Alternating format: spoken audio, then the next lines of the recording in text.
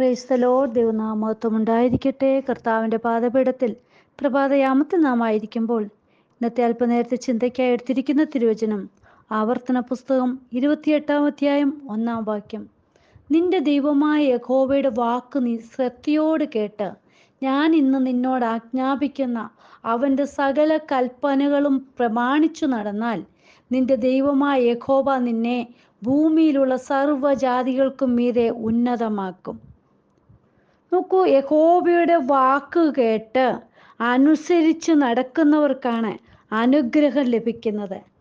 പൂർണ്ണ ഹൃദയത്തോടെ ദൈവകൽപ്പന കേട്ടനുസരിക്കുന്നവർക്കും ദൈവത്തെ വിളിക്കുന്നവർക്കുമാണ് ദൈവിക അനുഗ്രഹം പ്രാപിപ്പാൻ കഴിയുന്നത്.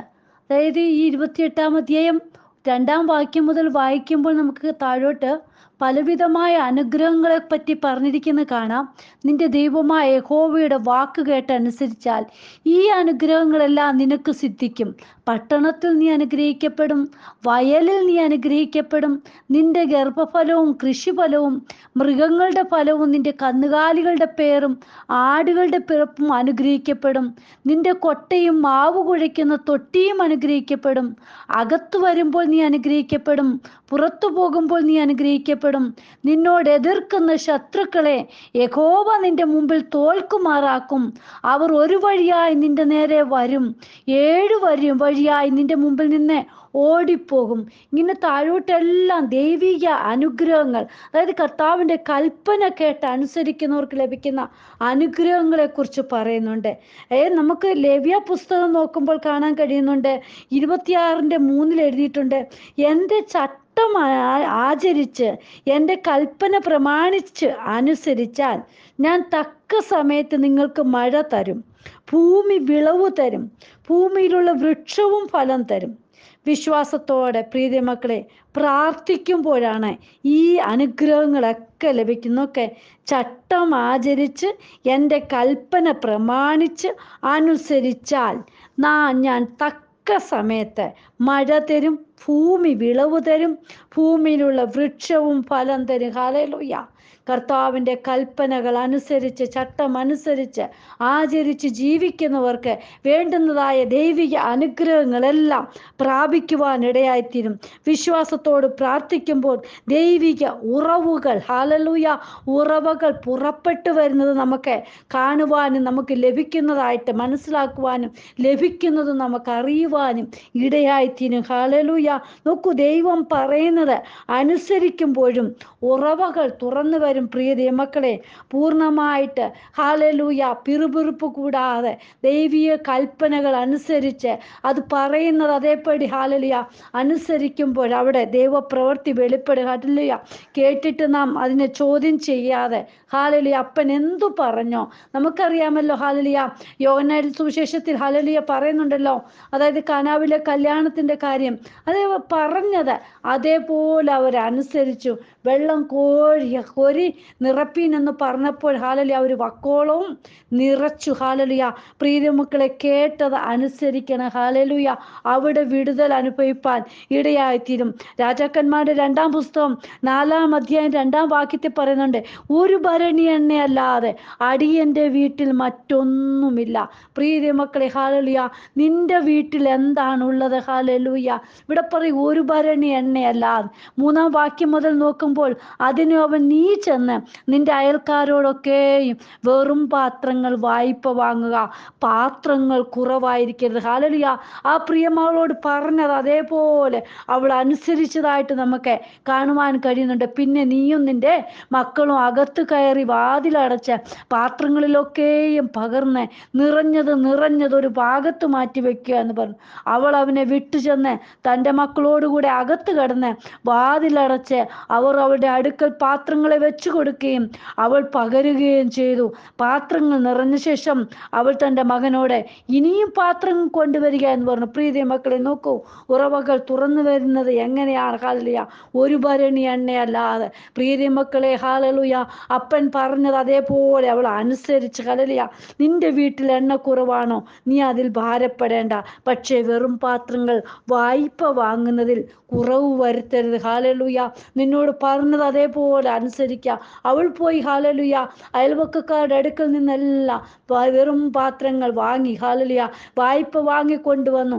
അതോരോന്നും ഹല്ലേലൂയ നിറച്ചു മാറ്റുവാൻ അവൾക്കിടയായി തീർന്നു. പ്രീതിമക്കൾ, ഇതുപോലെയാ നമ്മുടെ അപ്പൻ നമ്മളെ അനുഗ്രഹിക്കും. കർത്താപ്പച്ചൻ അനുഗ്രഹിക്കുന്നതിന് ഹല്ലേലൂയ നമ്മൾ ചോദിക്കുന്നതിലും നനയ്ക്കുന്നതിലും അത്യന്തം പരമായിട്ട് നമ്മെ നടത്തുന്ന അപ്പനാണ്. ഹല്ലേലൂയ നമ്മുടെ അപ്പൻ അറിയാം നമ്മുടെ ആവശ്യങ്ങൾ ഓരോന്ന്. ഹല്ലേലൂയ ദിനവൃത്താന്ത പുസ്തകം 1 ദിനവൃത്താന്തം 4:9 നമുക്ക് ഒരു എബേസിനെ കാണുവാൻ കഴിയുന്നുണ്ട്. നോക്കൂ, അവൻ അപേക്ഷിച്ചതിനെ ദൈവം അവന് നൽകിയെന്ന് വായിക്കുവാൻ കഴിയുന്നുണ്ട്. ഹല്ലേലൂയ 4-ാം അധ്യായം 9-ാം വാക്യം മുതൽ കാണാൻ കഴിയും. എബേസ് തൻ്റെ സഹോദരന്മാരെക്കാൾ ഏറ്റവും മാന്യനായിരുന്നു. അവൻ്റെ അമ്മ ഞാൻ അവനെ വ്യസനത്തോടെ പ്രസവിച്ചു എന്ന് പറഞ്ഞ് അവനെ എബേസ് എന്ന പേരിട്ടു. എബേസ് ഇസ്രായേലിൻ്റെ ദൈവത്തോടെ നീ എന്നെ നിശ്ചയമായി അനുഗ്രഹിച്ച് എൻ്റെ അതിർ വിസ്താരമാക്കുകയും നിന്റെ കൈ എന്നോട് കൂടെ ഇരുന്ന് അനർത്ഥം എനിക്ക് വ്യസന കാരണമായി തീരാതെ വണ്ണം എന്നെ കാക്കുകയും ചെയ്താൽ കൊള്ളായിരുന്നു എന്ന് അവൻ അപേക്ഷിച്ചു. അവൻ അപേക്ഷിച്ചതിനെ ദൈവം നൽകി. ഹല്ലേലൂയ പ്രീതിമക്കളെ, ഇതുപോലെയാണ് കർത്താപ്പച്ചൻ അപേക്ഷിക്കുമ്പോൾ ഹല്ലേലൂയ ഉത്തരം നൽകി തരുന്ന അപ്പനാണ്. അപ്പൻ ഒരിക്കലും മാറി നിൽക്കുകയില്ല. ഹല്ലേലൂയ നാം ചോദിക്കുന്നതിലും നനയ്ക്കുന്നതിലും അത്യന്തം പരമായി നടത്തുവാൻ കർത്താപ്പച്ചൻ ഇന്നും ശക്തനാണ്. പ്രീതിമക്കളെ, നമ്മൾ ഹല്ലേലൂയ അപ്പൻ്റെ പാദപീഠത്തിൽ ഇരിക്കുന്ന ചോദിക്കുന്ന ഓരോ വിഷയത്തിന്മേലും ദൈവം മറുപടി തരും. എന്താണ്? കർത്താപ്പച്ചൻ്റെ കൽപ്പനകൾ പ്രമാണിച്ച് ആചരിച്ച് ചട്ടം അനുസരിച്ച് നടക്കണം. ഹല്ലേലൂയ അവിടെയാണ് ഹല്ലേലൂയ മറുപടി ലഭിക്കുന്നത്. അവിടെയാണ് നമുക്ക് വേണ്ടതായ ഹല്ലേലൂയ ആവശ്യങ്ങൾ അറിഞ്ഞ് പ്രവർത്തിക്കുന്നത്. ഹല്ലേലൂയ കേട്ടനുസരിക്കാതെ കർത്താപ്പച്ചൻ്റെ വാക്കും മനസ്സിലാക്കാതെ നടന്നാൽ ഹല്ലേലൂയ ശാപം വരും. ഹല്ലേലൂയ പലവിധമായിട്ടുള്ള വ്യസനത്തിന് കാരണമായി തീരും.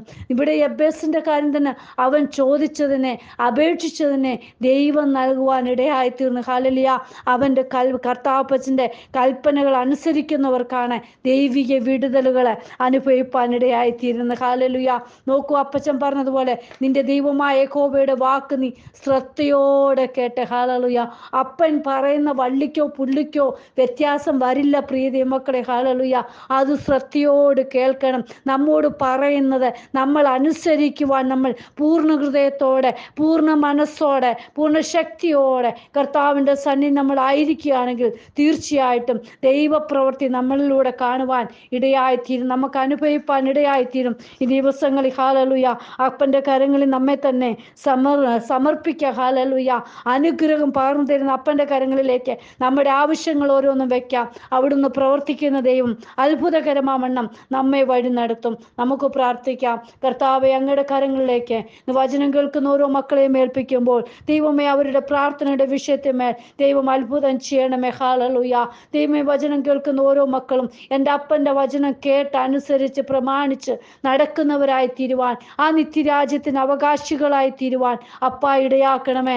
അങ്ങയുടെ വരവേറ്റവും അടുത്തിരിക്കുന്നു. ഹല്ലേലൂയ തങ്ങളെ തന്നെ ശുദ്ധീകരിച്ച് ജീവിപ്പാൻ ഈ ദിവസങ്ങളിൽ ഇടയായി തീരണം. കർത്താവെ, അപ്പൻ്റെ കരങ്ങളിലേക്ക് സമർപ്പിക്കുന്നു. അപ്പൻ പ്രാർത്ഥന കേട്ടതിനായി സ്തോത്രം. യേശുവിൻ നാമത്തിൽ തന്നെ ആമേൻ. God bless you all. ബിനുവജു, മുംബൈ. ഹല്ലേലൂയ. സ്തോത്രം.